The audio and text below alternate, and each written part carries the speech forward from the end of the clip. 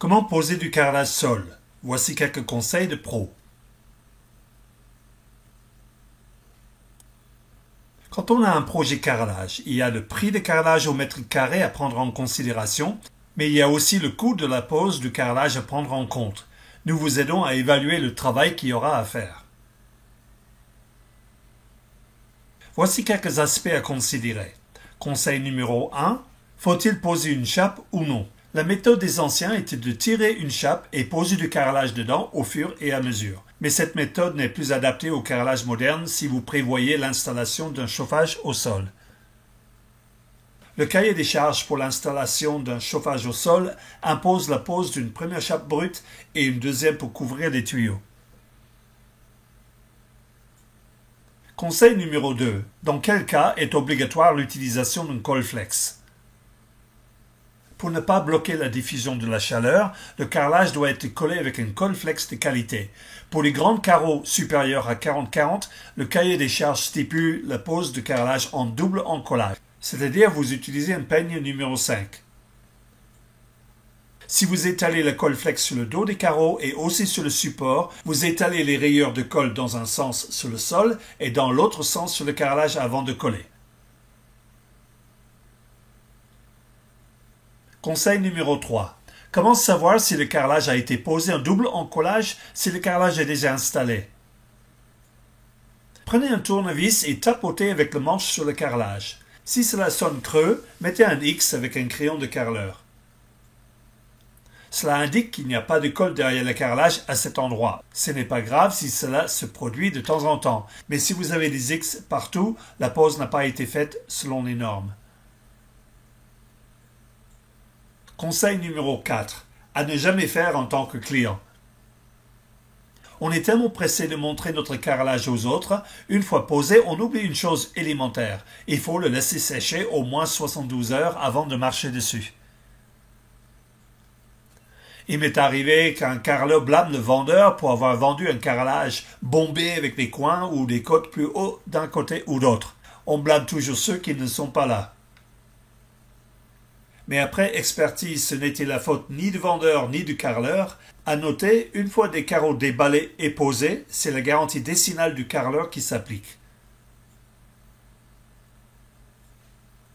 C'est simplement quelqu'un, on a dit des enfants, qui avait marché dessus. Conseil numéro 5. Comment remplacer facilement un carrelage abîmé? Il se peut qu'un carrelage ait reçu un gros choc d'une casserole qui est tombée dessus et qui est abîmé ou, dans le cas précédent, quelqu'un qui a marché dessus avant que le col ait eu le temps de se sécher. Que faire? Il suffit de couper un petit carré à l'intérieur du carrelage avec une meuleuse et à partir de chaque coin du petit carré que vous avez coupé, allez vers le coin du carrelage à remplacer. Soulevez le carrelage à partir de l'intérieur du carrelage et surtout pas à partir du bord. Vous risqueriez d'abîmer le carrelage à côté. Coupez un carré au milieu et puis allez dans les angles. Conseil numéro 6. Pose droite ou en diagonale? Quand on parle de type de pose, on parle de la façon dont on installe le carrelage sur le sol. Vous pouvez choisir de poser votre carrelage droit, en diagonale, surtout si votre pièce n'est pas carrée ou rectangulaire, et en damier, différentes couleurs, ou intégrer des tapis de carrelage dans le sol pour un effet de style. Les possibilités sont multiples. Conseil numéro 7. Quel calpinage? Le calpinage est le dessin sur plan ou mur qui sera réalisé avec vos carreaux. Les plus classiques sont la pose droite, la plus courante, la pose en diagonale, la pose avec cabochon, la pose en quinconce et la pose en damier. La pose en diagonale convient mieux aux intérieurs de style ancien ou les grandes maisons bourgeoises. Ce type de pose donne l'impression d'agrandir les pièces. La pose droite convient aux intérieurs contemporains. Évidemment, c'est une affaire de goût, et chacun trouvera le type de pose qui fera son bonheur. Cependant, selon la taille des carrelages, le type de carrelage, le choix de pose simple ou double encollage, le type de support à carreler, les prix de pose pourront être très différents entre artisans carreleurs. Conseil numéro 8. Ce qu'il faut savoir pour une pose de carrelage en diagonale. Selon ce que vous allez poser droit ou en diagonale, il y a déjà une différence de prix pour le carrelage lui-même qui se situe entre 15 et 20%. Avec les découpes, il y a plus de casse, donc on a besoin de plus de carrelage. Et pour le prix de la pose en diagonale, comptez au moins 10% plus cher. Les coupes sont plus nombreuses et le carreleur passera plus de temps à le poser. Si vous envisagez une pose en diagonale pour vos carreaux de sol et que la surface de la pièce fait plus de 30 mètres carrés, vous serez confronté à un dilemme. Il faut prévoir un joint de dilatation pour une surface de 50 mètres carrés. Avec une pose en diagonale, n'essayez pas d'aligner sur les joints du carreau en diagonale. Voyez cela avec votre carreleur, mais souvent on met le joint de dilatation sur le pourtour de la pièce pour pouvoir le cacher avec les plinthes. Conseil numéro 9. Comment choisir les joints de son nouveau carrelage? Les joints sont la partie du carrelage sol qui est sujette aux taches de graisse et aux produits d'entretien. Il existe différents types de joints. Le joint époxy flex est le plus cher à l'achat, mais il est hydrofuge et n'est pas sujet aux taches. C'est particulièrement adapté aux cuisines et salles de bain. C'est le type de joint que nous conseillons. Le joint à base de résine ou le joint classique au ciment avec adjuvant pour éviter les taches. Généralement, les saletés s'accumulent dans les pores et c'est difficile à nettoyer. Quelle largeur et quelle couleur de joint? Des joints fins, 2 ou 3 mm, donnent un aspect lisse et moderne à nos intérieurs. Les joints de 2 à 3 mm sont possibles avec un carrelage premier choix avec un calibrage à peu près régulier. Les joints de 5 mm sont pour les carrelages déclassés et 7 mm pour les carrelages avec des bords ondulés.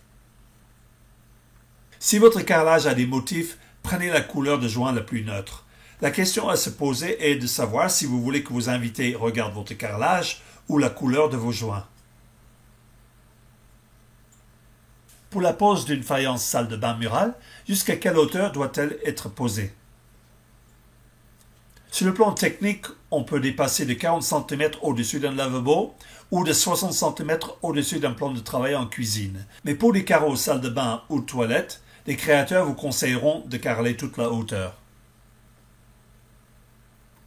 On est tenté de monter jusqu'à une certaine hauteur et après peindre ou mettre du papier peint jusqu'au plafond.